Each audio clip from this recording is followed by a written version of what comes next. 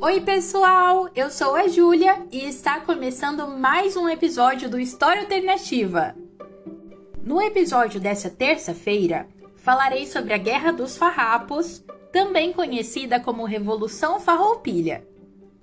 Antes de chamar o episódio de hoje, gostaria de pedir que siga o podcast no Instagram e curta nossa página no Facebook. Afinal, são por esses canais que você receberá informações sobre as nossas novidades. Então fique atento para não perder nada.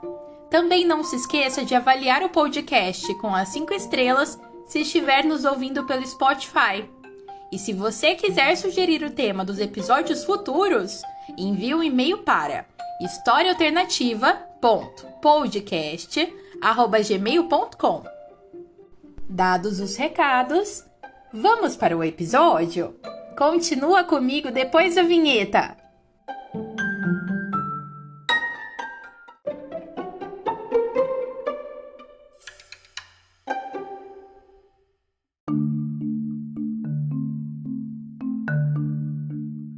Também conhecida como Revolução Farroupilha, essa guerra aconteceu entre 1835 e 1845, na província que hoje equivale ao Rio Grande do Sul. Foi uma das revoltas provinciais que aconteceram no território brasileiro durante o período regencial. Ela ganhou notoriedade pelo maior tempo de duração, foram 10 anos. E além disso, foi uma das que apresentaram maior ameaça à integridade territorial brasileira. Organizada como um movimento da elite gaúcha, a Guerra dos Farrapos se encerrou após a negociação de paz dos estancieiros gaúchos com o governo. Os termos da rendição ficaram conhecidos como Tratado do Poncho Verde. A Guerra dos Farrapos aconteceu principalmente por causa da insatisfação dos estancieiros gaúchos, isso é, os donos de grandes propriedades rurais dedicadas à criação de gado.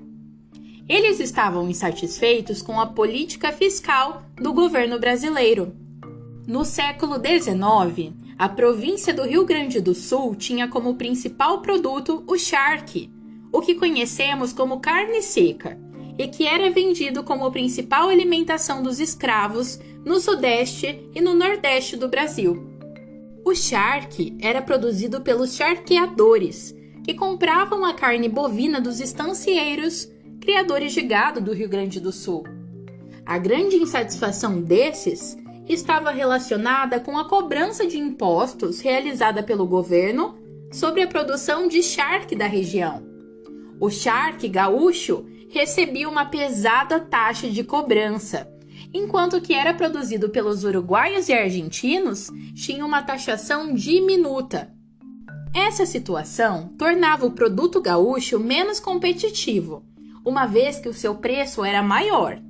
A principal exigência dos estancieiros era que o charque estrangeiro fosse taxado para tornar a concorrência entre o produto nacional e o estrangeiro mais justa.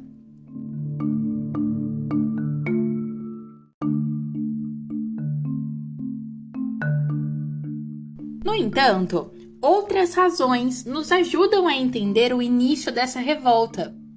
A insatisfação com a taxação sobre o gado na fronteira Brasil-Uruguai, a insatisfação com a criação da Guarda Nacional, a insatisfação com a negativa do governo em assumir os prejuízos causados por uma praga de carrapatos que atacou o gado na região em 1834, a insatisfação com a centralização do governo e a falta de autonomia da província, e, por fim, a circulação dos ideais federalistas e republicanos na região. A soma desses fatores levou os gaúchos a se rebelarem contra o governo central em 20 de setembro de 1835.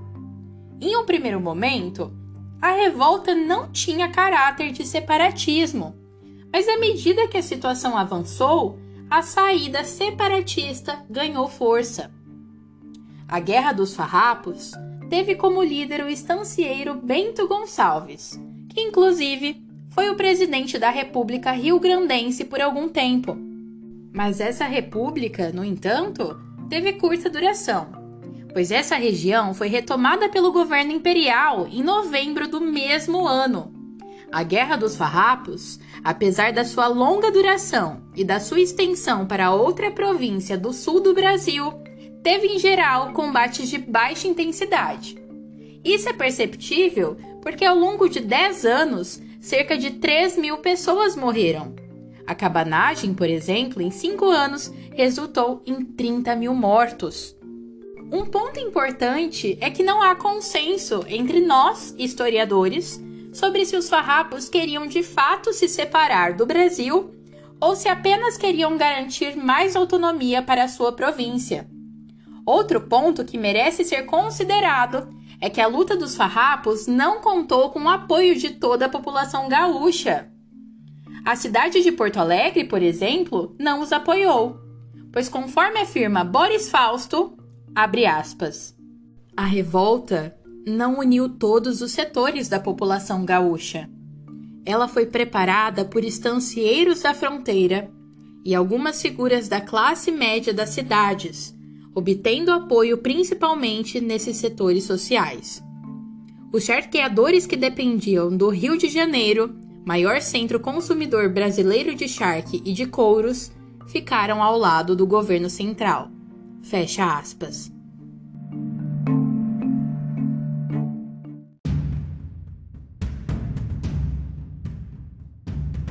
Os combates se concentraram em confrontos de cavalaria, dos quais pode-se destacar a vitória dos farrapos na Batalha de Seival. Mas à medida que a reação imperial se consolidava, os farrapos perderam força e partiram para a guerra de guerrilha. O professor e jornalista gaúcho Juremir Machado da Silva afirma que os farrapos assumiram essa estratégia a partir de 1842, quando, segundo ele, o conflito já estava liquidado a favor do Império Brasileiro. No intuito de conter a revolta na província do Rio Grande do Sul, o governo brasileiro nomeou Luiz Alves de Lima e Silva, o Barão de Caxias, futuro Duque de Caxias. A ação de Caxias, à frente de 12.000 homens, foi muito eficiente, pois conseguiu sufocar os farrapos com ações militares estratégicas e, com a diplomacia, levá-los à negociação. A paz foi assinada no Tratado de Poncho Verde, em que os farrapos colocaram fim na revolta e, na condição de derrotados, aceitaram os termos propostos pelo governo. O acordo realizado entre o governo brasileiro e os farrapos estipulou taxação em 25% sobre o charque estrangeiro, anistia para os envolvidos com a revolta, incorporação dos militares dos farrapos ao exército imperial, mantendo sua patente. Os provincianos teriam direito de escolher o próprio presidente de província e os escravos que lutaram do lado dos farrapos seriam alforriados. Entretanto, esses dois últimos itens não foram cumpridos. Enquanto historiadores, sabemos atualmente que ao lado dos farrapos houve grande participação de escravos e negros libertos. Tal participação ocorreu pela habilidade de muitos deles em funções importantes. No entanto, muitos desses escravos também aderiram à luta dos estancieiros por falsas promessas de liberdade que lhes haviam sido feitas.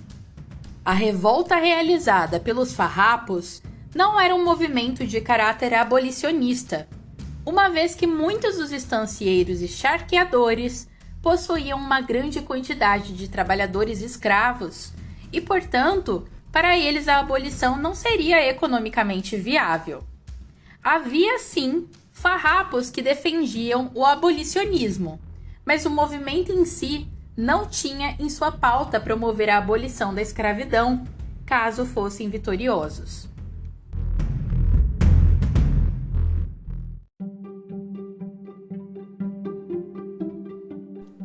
Espero que tenha gostado e conto com você no próximo episódio. Bons estudos e até mais!